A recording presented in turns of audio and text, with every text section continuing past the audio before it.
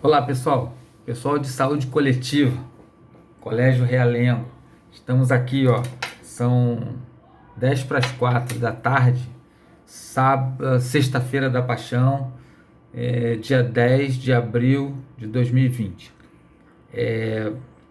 Todos em casa, todos em família, é a semana da Páscoa, é tempo de repensar em todos os valores, de agradecer a nossa saúde, de refletir sobre mudanças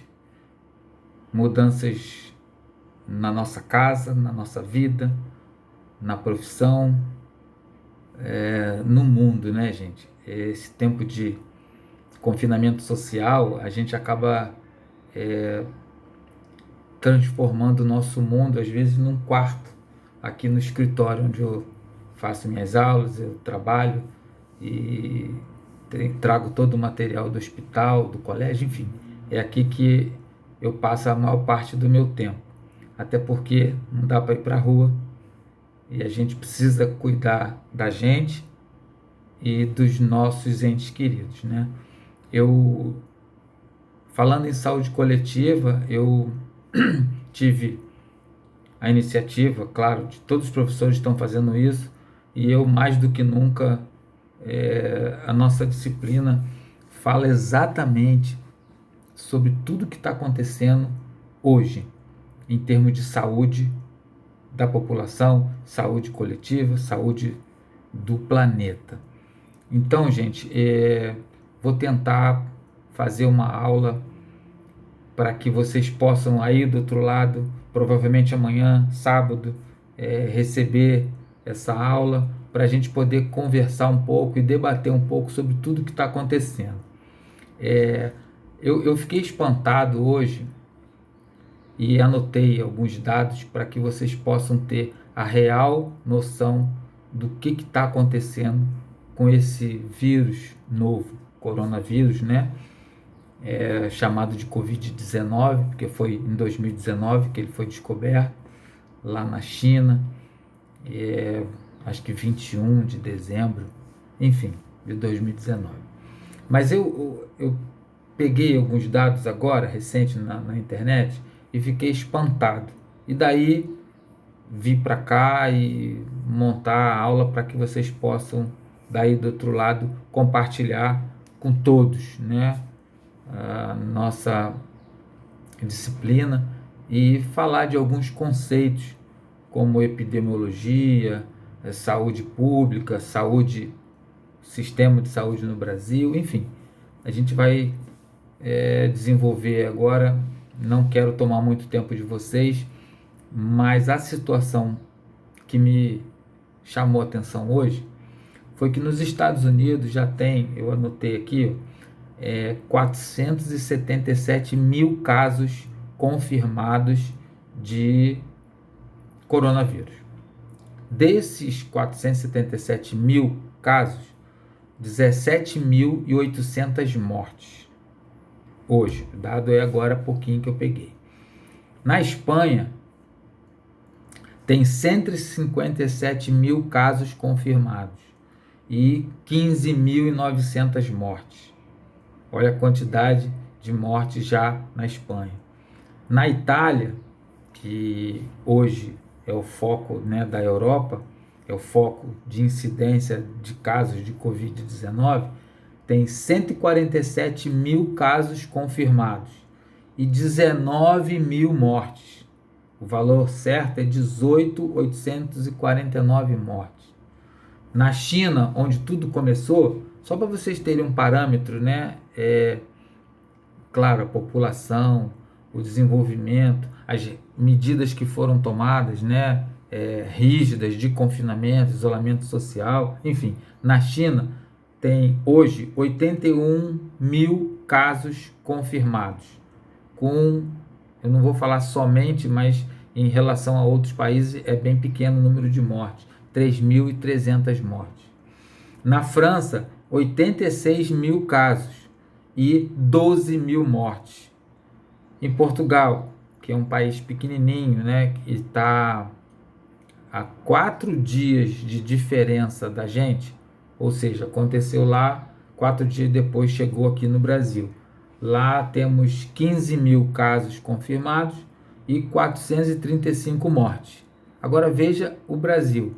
A gente está acabando uma quinzena, provavelmente, infelizmente, até por necessidade. Acredito eu que o governo vai estender isso até mais para frente. É um quadro atípico, né? Mas eu estou dando apenas a minha opinião de tudo que eu estou lendo. A gente tem 18.400 casos confirmados até o dia de hoje, dia 10 de abril de 2020. E temos 974 mortes. Gente, é só para a gente ter uma noção. Isso tem 30 dias, acho que foi dia, nem 30, né? 20 e poucos dias.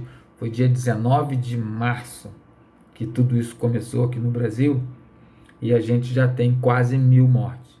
Então, é algo preocupante e a gente tem que tomar as iniciativas, respeitar as ordens aí dos governos, as políticas públicas, e a gente vai falar um pouquinho sobre isso. Para terminar esse quadro geral que eu acabei anotando, no mundo tem 1.600.000 casos confirmados.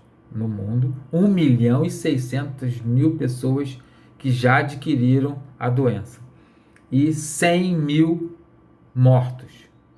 É algo, acho que nem na guerra agora do Golfo, essas guerras todas que teve aqui recente em Israel, no Irã, no Iraque, no Golfo enfim, é algo que é difícil até de comparar, né? Tem de dezembro para cá, de 21 de dezembro para cá, tem 100.376 mortes de complicações por conta desse famoso, né, Covid-19. Bom, de qualquer maneira,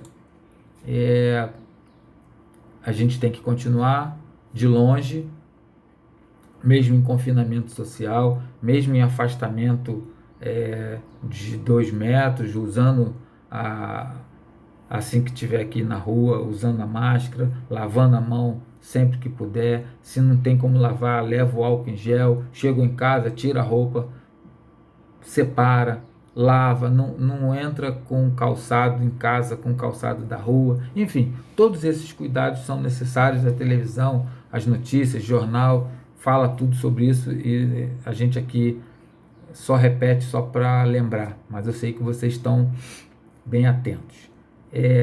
Para a gente começar a falar de saúde pública, de saúde coletiva, que é a nossa disciplina, né?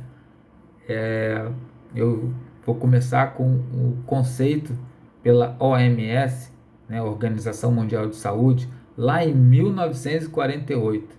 Olha o que dizia o conceito de saúde, né? Saúde é um completo estado de bem-estar físico, mental e social. Olha aí, em 1948, a Organização Mundial de Saúde já tinha esse conceito de saúde, né? Um bem-estar físico, mental e social. Tinha essa ideia de não apenas a ausência de doença. Saúde é muito mais que isso, né? A gente já está começando esse bate-papo e falando de um equilíbrio do bem-estar físico, mental e social. E a gente acaba entrando na nossa matéria de uma maneira bem, bem forte, né? Esse equilíbrio não é fácil, é a meta que a gente, com qualquer idade, tem que respeitar. Boa alimentação, exercício físico, pegar sol, enfim, ter um equilíbrio em tudo que a gente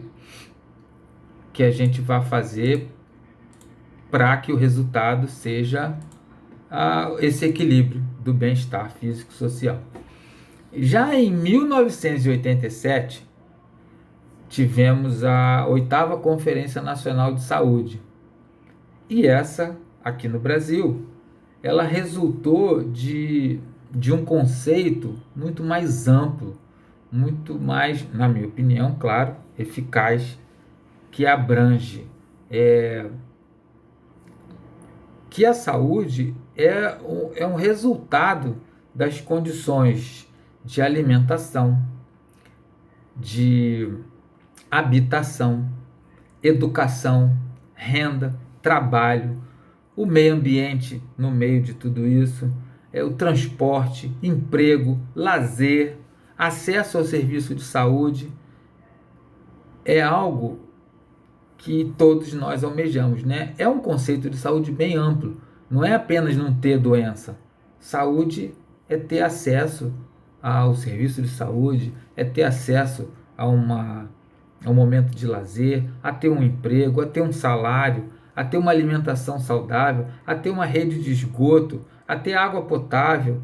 É tudo que vocês possam obter para atingir aquele equilíbrio de bem-estar físico, mental e social. Então, é bem interessante a gente começar a falar do conceito de saúde e, na nossa Constituição, em 1988, a última Constituição, ela tem os artigos de 196 até o 200 que fala sobre saúde, mas em especial o artigo 196 da nossa Constituição. Ele diz que saúde é um direito de todos e um dever do Estado. O Estado, esse Estado com E maiúsculo, né, como a União, com o governo federal, ele tem esse dever de cuidar da saúde de toda a população. Olha que são 220 milhões de brasileiros. Não deve ser fácil um gestor para que possa amparar todos os brasileiros. Mas o conceito de saúde pública é algo assim ligado ao que a gente está fazendo em saúde coletiva. É a nossa saúde do governo, né? Que ela tem que cuidar do país inteiro. Então ela visa desenvolver a saúde física, mental e social. Ponto. Se preocupa com o meio ambiente. Ponto.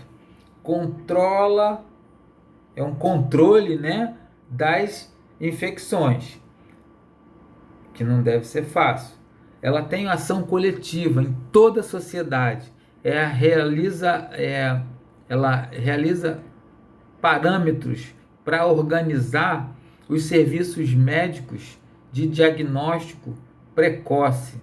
Ela trata preventivamente das doenças. Então a saúde pública, ela visa, antes da pessoa adoecer, ela tem que cuidar também para que ele não adoeça, que talvez seja mais barato, né? A prevenção é sempre o melhor caminho.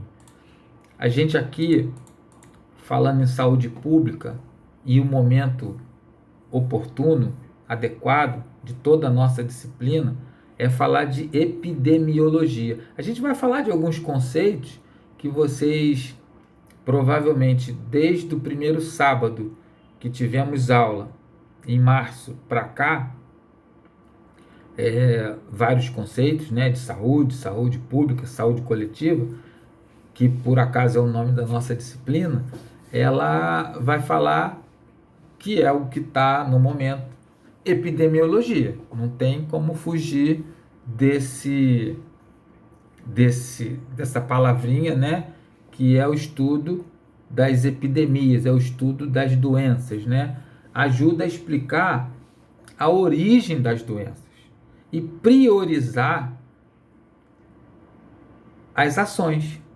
Então, a epidemiologia, que é essa parte, né, da nossa matéria, é até o primeiro conceito dela, utiliza conhecimento de todas as áreas da medicina, da biologia, da estatística, da matemática, da sociologia, da ecologia, enfim, ela estuda todas essas áreas para que possa definir, primeiro, detectar ou evitar as doenças, mas detectando as doenças, priorizar as tomadas de decisões para que possa combatê-las, né, com eficiência e eficácia. Existem alguns indicadores epidemiológicos, vocês devem estar ouvindo muito isso no jornal, que tem 4 indicadores bem comuns que a gente escuta aí no dia a dia: mortalidade e morbidade, prevalência e incidência. Então, esses fatores, incidência, prevalência, morbidade e mortalidade, são com esses indicadores que os gestores fazem todo a visão global de como está a endemia, ou epidemia, ou surto, ou enfim, a doença em nosso país. A gente deve ter ouvido em sala de aula, não sei se vocês vão lembrar agora, mas a prevenção primária. Isso a gente escuta muito, que o ministro da Saúde, o ministro Mandetta, ele vem falando muito em prevenção primária. Essa prevenção primária é o fato da gente tentar evitar a doença. Como é que se faz isso no Brasil? Vacina. Infelizmente, esse vírus, como ele é novo coronavírus, ele não tem uma vacina ainda pronta. Espero que nos próximos 3, 6, 9 meses aí saia o mais rápido possível uma vacina para que a gente possa imunizar a população. Mas a prevenção primária, ela evita que a doença apareça. E as ações coerentes com a prevenção primária é a vacinação. Na prevenção secundária, já que a primária é evitar que ela apareça, a prevenção secundária é evitar que ela evolua, é evitar que ela se desenvolva e acometa o paciente a enfermidades maiores. E quais ações que a gente deve estar ouvindo muito na televisão e nos jornais, e se Deus quiser, vocês vão estar aí nos livros lendo e relendo as aulas, a apostila, enfim, todo o material didático que vocês têm. Na prevenção secundária, as ações, os diagnósticos precoce e tratamento. Fez o exame laboratorial, fez o exame de diagnóstico, no caso raio-x ou as de imagem, né, tomografia, ressonância, e diagnosticou, detectou a doença, para evitar que ela evolua, entra no tratamento. Não tem como fugir disso. Já a prevenção terciária, já que a doença apareceu e evoluiu, a prevenção terciária é recuperar a saúde. Na verdade, as ações que a gente tem de acesso é a reabilitação, é tratar o paciente e fazer com que ele volte ao estado normal. Lembra do conceito de saúde? O estado normal de equilíbrio físico, mental e social. O que a gente, no momento de hoje, é falar de alguns conceitos, e eu gostaria que vocês, depois que passasse domingo de Páscoa, na segunda-feira, criasse o hábito mesmo de 1 hora por dia, 2 horas por dia, já aproveitar que a gente está com um tempo ocioso maior do que o normal, a gente dar uma olhada no livro, dar uma olhada nas aulas, fazer os exercícios, para que a gente fixe esses conceitos muito importantes. Por exemplo, agentes etiológicos. Esse agente etiológico que a gente escuta o ministro Mandetta falar o tempo todo, é o agente causador da doença. No caso, esse vírus, que tem o nome de SARS, né? É um vírus que entra pelo processo, né? Ele começa nas vias respiratórias, chega lá nos alvéolos pulmonares, lá dentro do pulmão, e ali ele acaba encontrando o meio para que ele possa se desenvolver e se multiplicar, e enfim, É o que a gente não quer que isso aconteça.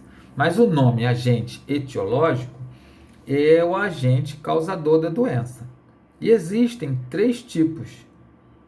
Existe o agente biológico, que pode ser bactéria ou vírus.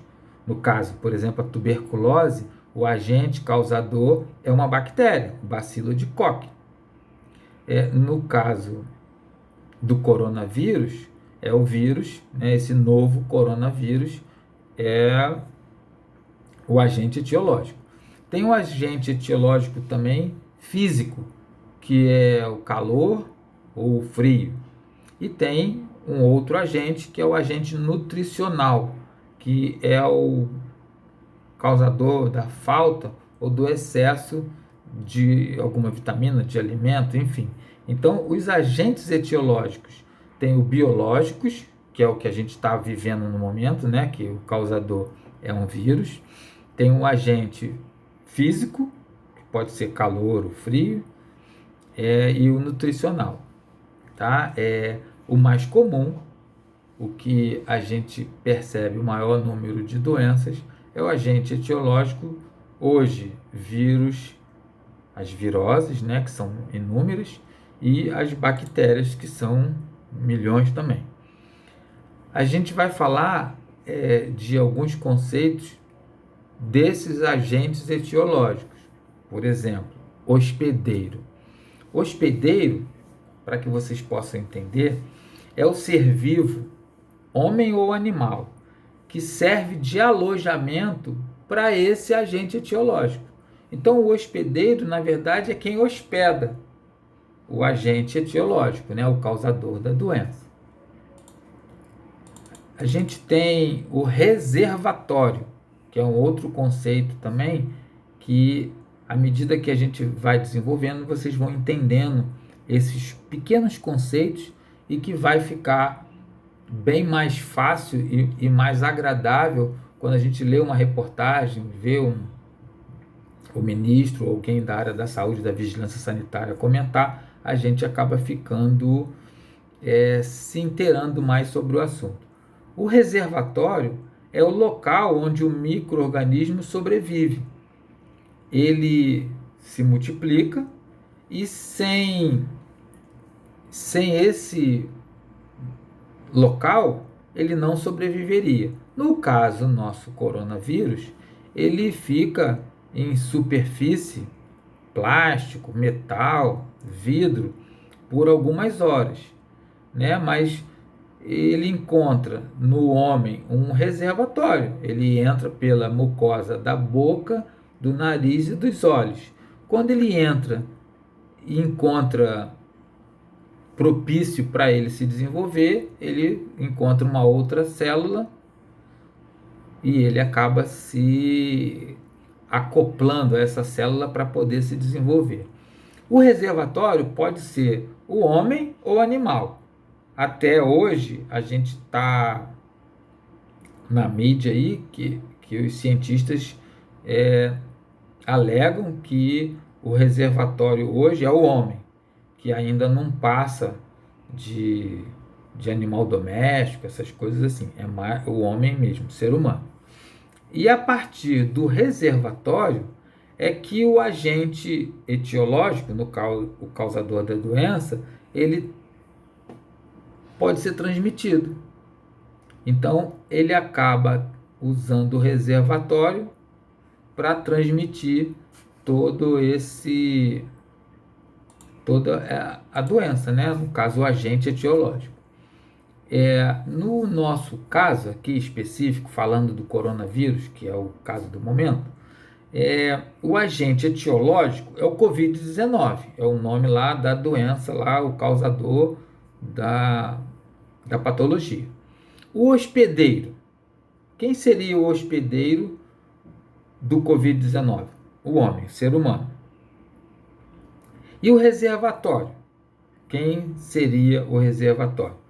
Bom, o reservatório não é o local aonde o micro-organismo sobrevive? Então, ele tem o reservatório, que é o humano, o ser humano, Tem reservatórios que ele fica ali por algumas horas no ar, né, onde ele se propaga pela via respiratória ou pelas gotículas de saliva, né, vapores que saem. Por isso o distanciamento social, que alega aí de 1 a 2 metros, que é a precaução aceitável, né? Então,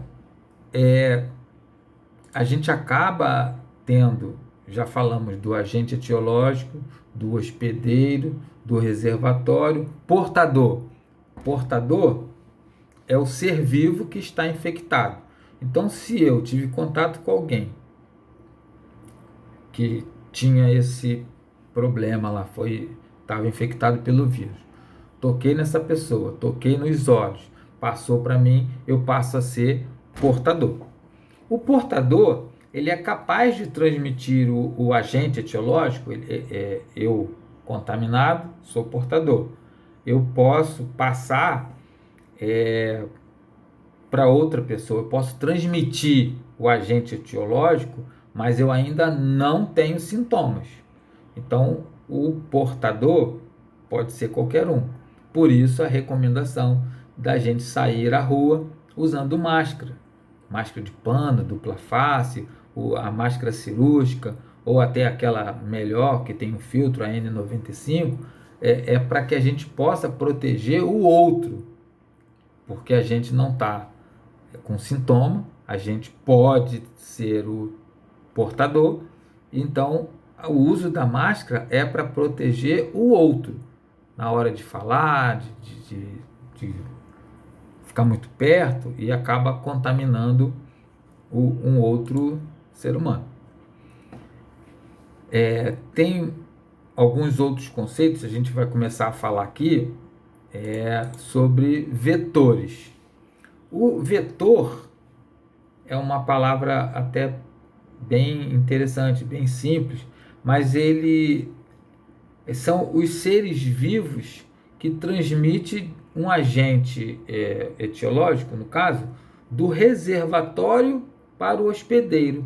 Então, o vetor, vou dar o exemplo de novo do coronavírus. O reservatório pode ser o homem ou o animal, no caso o homem. Eu sou portador.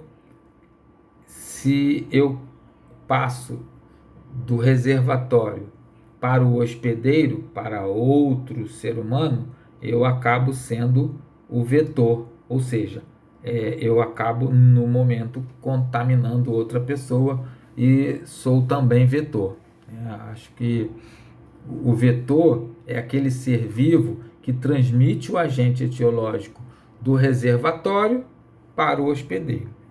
Então, são conceitos que você acaba, quando entendendo, você acaba facilitando todo o entendimento de toda essa comunicação que está tendo aí pelas redes sociais. Os veículos. Veículos são fontes inanimadas que transmite um agente etiológico. Fonte inanimada. Então, o veículo, no caso do coronavírus, pode ser o ar. O ar, fonte inanimada, né, que passa a transmitir o agente etiológico. No caso, uma mesa de vidro, uma superfície plana, pode ser o veículo. Uma coisa fácil no ônibus, né? Aquelas barras de fixação, você toca ali, deixa o vírus sobrevive por algum tempo ali, não sei exatamente quantas horas, mas ele fica em superfícies plástico, ferro, vidro, por um bom tempo, acho que 9 horas, eu acho, e ali ele pode transmitir para outra pessoa. Agente etiológico é o agente causador da doença. Uma infecção, por exemplo. Infecção, o conceito simples para que vocês possam entender, é o processo de interação entre o micro-organismo e o hospedeiro. Então, para ter uma infecção, tem que ter o agente etiológico e tem que ter tem que haver o hospedeiro. Para quando eles se interagem, o nome disso é infecção.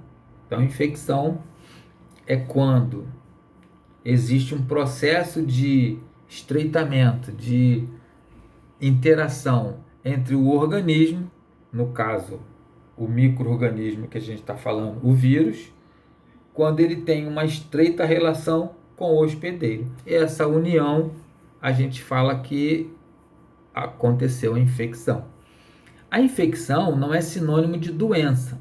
Eu posso estar infectado e eu não estar doente.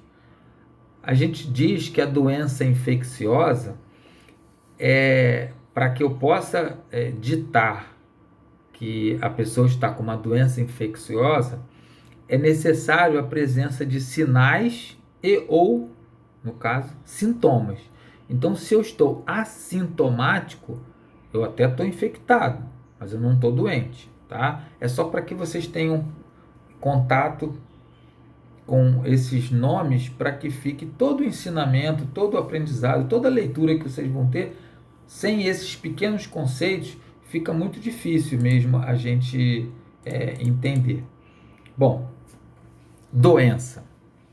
A gente já ouviu que saúde é um estado, é o resultado de um estado de equilíbrio, de uma harmonia, de um equilíbrio físico, mental e social. E a doença? Doença, a gente pode falar de enfermidade, estado clínico, ele independe da origem e da fonte, ele representa que uma pessoa tenha um dano. Então, doença é toda aquela enfermidade ou estado clínico que representa um dano significativo para o ser humano. Então, causou um dano, uma enfermidade no ser humano, né? Causou um dano, a gente diz doença. Ela pode ser aguda ou crônica. Qual é a diferença de doença aguda para doença crônica? A doença aguda, ela é uma doença de curta duração. Dá um exemplo de uma gripe comum. Uma semana, 3, 4, 5 dias, dependendo da nossa imunidade, o organismo cria anticorpos, vai lá e a gente acaba tomando um remédio, alguma coisa para ajudar e ela cessa. Então é uma doença aguda. A doença crônica, ela é uma doença de longa duração. Botar aqui, por exemplo, o hipertenso, né? É uma doença longa. A AIDS, a tuberculose, são doenças que você não adquire hoje e amanhã está curado. É uma doença que ela se arrasta por alguns anos.